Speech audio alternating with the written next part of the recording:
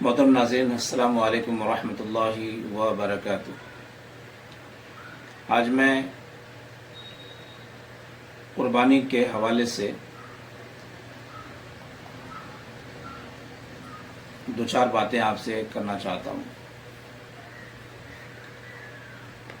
دیکھیے، قربانی جو ہے فرض نہیں ہے بلکہ سنت ہے۔ یہ بات سب سے پہلے اپنے ذہن میں ہمیں اور آپ کو بٹھا لینی چاہیے۔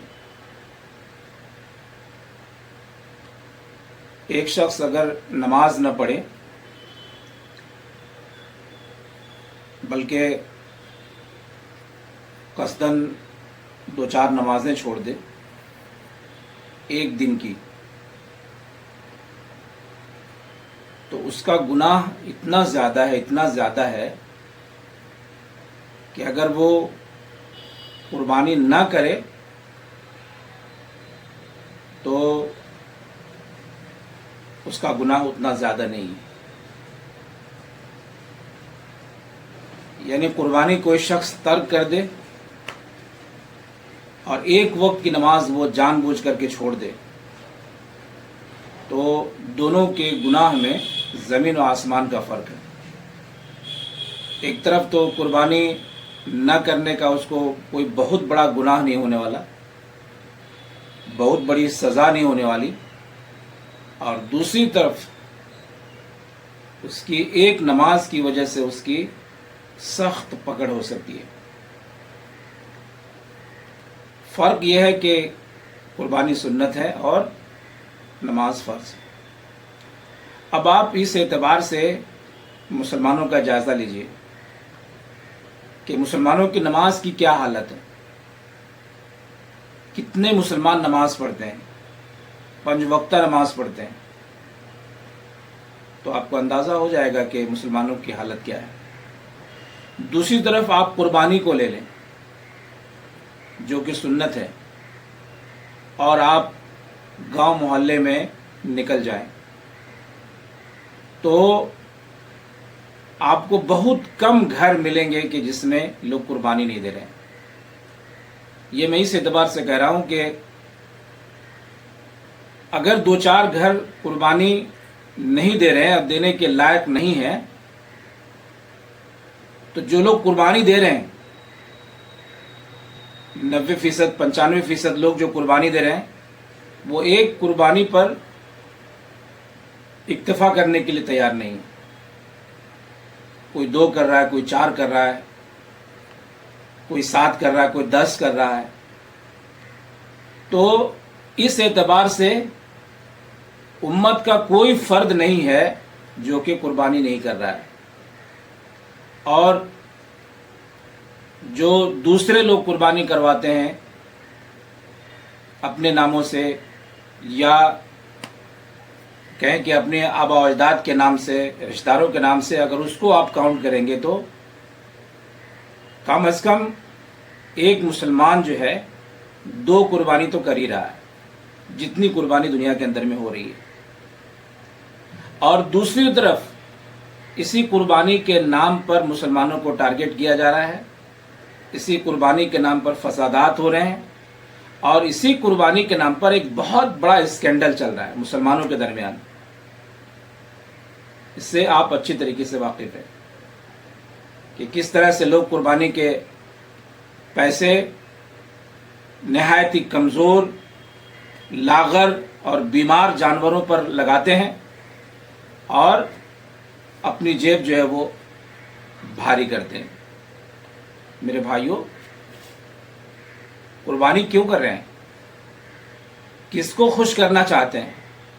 مقصد کیا ہے؟ یہ تو صاف دکھ رہا ہے۔ اگر قربانی پیارے نبی صلی اللہ علیہ وسلم کی محبت میں کی جا رہی ہے تو پیارے نبی صلی اللہ علیہ وسلم نے ایک قربانی پر اکتفا کیا، اور وہ بھی قربانی کون سی؟ چھوٹا جانور، بھیڑ میں آپ صلی اللہ علیہ وسلم نے قربانی دی۔ آپ صلی اللہ علیہ وسلم کی ایک قربانی پوری فیملی کے لیے کافی ہو گئی، اور ہم ہیں کہ ہماری ایک قربانی ہماری فیملی کیا ہماری طرف سے کافی نہیں ہو رہی، تو ہمیں طے کرنا ہوگا کہ ہم قربانی کس کے لیے کر رہے ہیں. تو ظاہر ہو گیا قربانی گوشت کھانے کے لیے کر رہے ہیں. 90% لوگوں کا معاملہ یہ ہے کہ ان کی جو قربانی ہو رہی ہے وہ گوشت کی نیت سے ہو رہی ہے. یہ بات میں کیوں کہہ رہا ہوں؟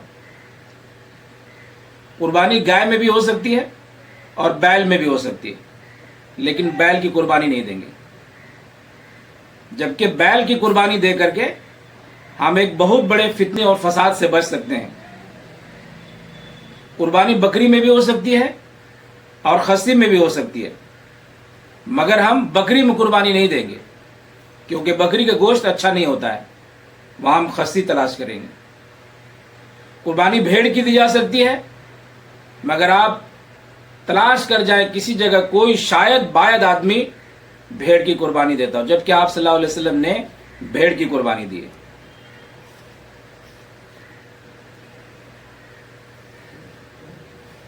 قربانی اونٹ میں بھی دی جا سکتی ہے، اس سے کوئی انتشار نہیں ہوگا، لیکن اونٹ کی قربانی نہیں دیں گے. قربانی بھینس میں بھی دی جا سکتی ہے، لیکن بھینس کی قربانی نہیں دیں گے، جبکہ بھینس میں انتشار نہیں ہے. میرے محترم بزرگوں، بھائیوں، میں آپ سے عرض کرنا چاہتا ہوں کہ آپ اپنے قائد کو پہچانیں. ابھی تک ہم لوگوں نے اپنے قائد کو نہیں پہچانا ہے. ابھی تک ہم لوگوں نے یہ طے نہیں کیا کہ ہمارا قائد اور رہنما کون ہے. تو ہمارے قائد اور رہنما کا نام سیدنا حضرت محمد مصطفیٰ صلی اللہ علیہ وسلم ہے. ہمارے تمام مسائل کا حل پیارے نبی صلی اللہ علیہ وسلم کی اتباع میں ہے.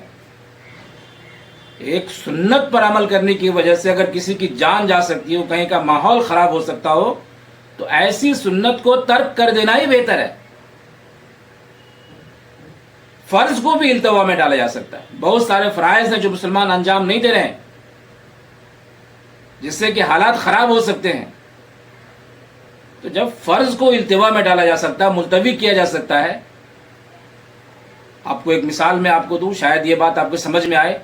تیز بارش ہو رہی ہو، آندھی ہو، طوفان ہو، تو اس وقت اگر کوئی آدمی گھر کے اندر نماز پڑھ لے، مسجد اگر نہ جائے، تو دن میں اس کی گنجائش ہے. مسجد نبوی سے اعلان ہوا کرتا تھا جب تیز بارش ہوتی تھی، صلو فی رحالکم، اپنے اپنے گھروں میں نماز پڑھ لو. تو ایک طرف تو مسلمانوں کو یہ اجازت دی جا رہی ہے کہ اگر بارش کی وجہ سے کپڑے گندے ہونے کا اندیشہ ہے، آپ کو پریشانی ہو رہی ہے، تو آپ اپنے اپنے گھروں میں نماز پڑھ لیجئے. یعنی فرض کو ڈھیلا کیا جا رہا ہے، مسجد کی جگہ آپ کو گھر میں نماز پڑھنے کے لیے کہا جا رہا ہے. اور دوسری طرف سنت اتنی اہم ہو گئی، اتنی اہم ہو گئی، اتنی اہم ہو گئی کہ اس کی عوض میں آدمی جان دینے کے لیے تیار ہے. یہ کون سا دین ہے بھائی؟ یہ دین نہیں ہے. یہ دین پر مذاق ہو رہا ہے، مذاق. جو لوگ فرائض کا اہتمام نہیں کرتے ہیں اور بالکل فرائض پر توجہ نہیں دیتے ہیں معاشرے کے اندر، آپ جا کے دیکھیے ان کے دروازوں پر موٹے موٹے چمڑی والی اور جلد والی جو ہے وزن والی جو جانور ہیں وہ آپ کے دروازے پر، اس کے دروازے پر بدھے مل جائیں گے. ان کے بچے جو کبھی مسجد میں نہیں جاتے ہیں، وہ اپنے جانوروں کو لے کر کے محلے میں گھوم رہے ہیں، ٹہل رہے ہیں، دکھا رہے ہیں. وہ جانوروں کا دام لوگوں سے پوچھ رہے ہیں، اپنے جانور کا دام بتا رہے ہیں. یہ سب کیا ہے؟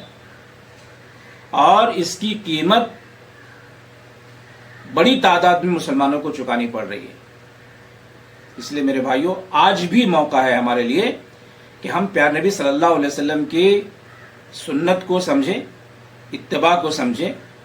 دین کے اندر جو رخصت رکھی گئی ہے اس رخصت سے ہم فائدہ اٹھائیں، اور بلا وجہ چھوٹی چھوٹی چیزوں کو، جس کو دین میں بہت زیادہ اہمیت نہیں دی گئی ہے، اس کو ہائی لائٹ نہ کریں اور دوسروں کو موقع نہ دیں کہ اس بنیاد پر وہ ملک کے امن و امان کو بگاڑیں.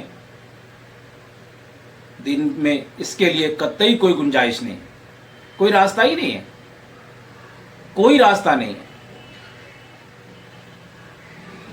سنت کو سنت کی جگہ رہنے دیں، فرض کو فرض کی جگہ رہنے دیں، واجب کو واجب کی جگہ رہنے دیں. میں سمجھتا ہوں کہ میری اس مختصر سی گفتگو سے آپ کے سامنے میں جو بات ہے وہ بالکل واضح ہو گئی ہوگی. جزاکم اللہ خیر.